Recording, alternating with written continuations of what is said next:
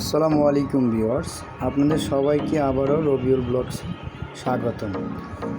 আজকে আমি যে বিষয়টি নিয়ে কথা বলবো সেটা হচ্ছে কক্সবাজার। কক্সবাজার হচ্ছে পৃথিবীর দীর্ঘতম সমুদ্র সৈকত, যেখানে আসলে যে কারো মন ভালো হয়ে যাবে, যে কেউ এই সমুদ্রের প্রেমে পড়ে যাবে।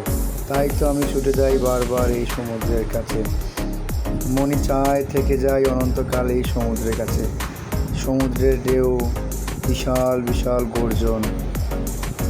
তো ভিউয়ার্স, আপনারা যদি ভ্রমণপ্রেমী হয়ে থাকেন তাহলে অবশ্যই কক্সবাজার আসবেন, আপনার মন ভালো হয়ে যাবে, মানসিক তৃপ্তি পাবেন এখান থেকে।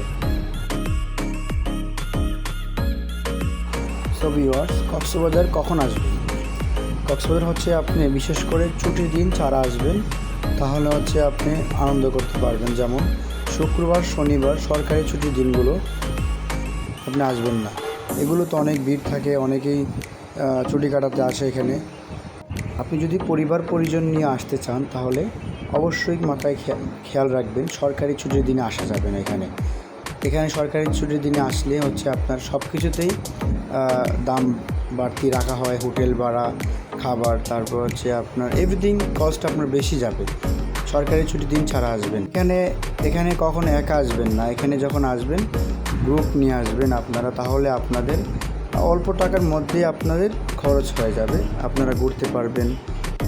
অনেকেই জানে না, অনেকেই মনে করে কক্সবাজার শুধু সমুদ্র সৈকত দেখার জন্যে আসতে হয়।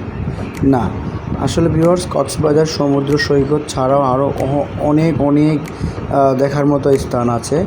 আর এগুলো দেখার জন্য হচ্ছে আপনি চোখ রাখুন আমাদের পরবর্তী ভিডিওতে। আমি পরবর্তী ভিডিওতে আপনাদেরকে এক একটা করে স্থান তুলে ধরবো, যেখানে যেখানে গেলে আপনি কোথায় কোথায় কত টাকা যেতে পারবেন, কোথায় কোথায় গেলে আপনার ভালো হবে, সম্পূর্ণ ভিডিও পাবেন নেক্সট পার্টিতে।